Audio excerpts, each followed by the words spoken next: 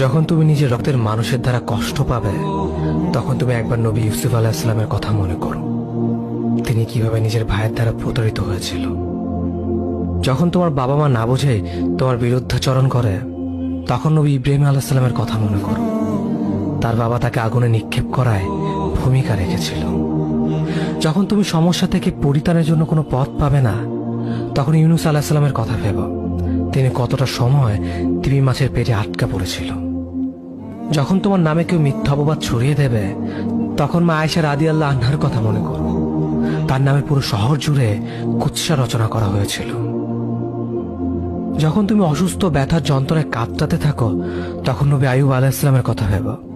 তিনি ভয়ঙ্কর এক ভাইরাসজনিত রোগে আক্রান্ত হয়ে তোমার থেকে বেশি কষ্ট পেয়েছিল। যখন তুমি দিনের কোনো বিধান নীতিতে যুক্তি খুঁজে পাও না, তখন নবী নূহ আলাইহিস সালামের কথা ভেবো।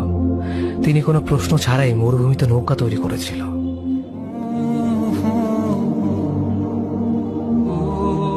যখন তুমি আত্মীয়স্বজন, পরিবার, বন্ধু বান্ধবের কাছে হাসির পাত্রে পরিণত হও, তখন তুমি শেষ নবী হযরত মুহাম্মদ সাল্লাল্লাহু আলাইহি ওয়াসাল্লামের কথা ভেবো।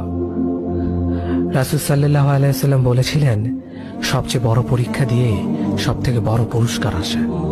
যখন আল্লাহ কাউকে ভালোবাসেন, তখন তাকে পরীক্ষা করেন, এবং যে এই পরীক্ষাগুলো মেনে নেয়, সে